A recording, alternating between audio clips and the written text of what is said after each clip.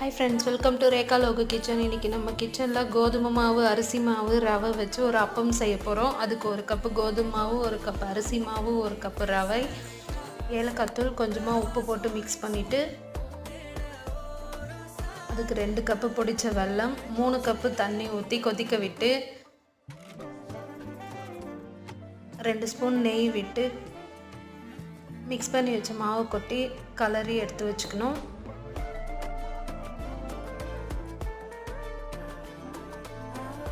ரெண்டு ஸ்பூன் எள்ளு நல்லா சப்பாத்தி மாவு மாதிரி பிசைஞ்சு விட்டுட்டு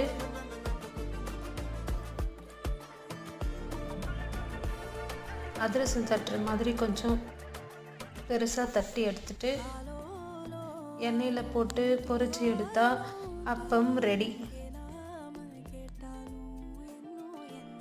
செஞ்சு பார்த்துட்டு எப்படின்னு கமெண்ட்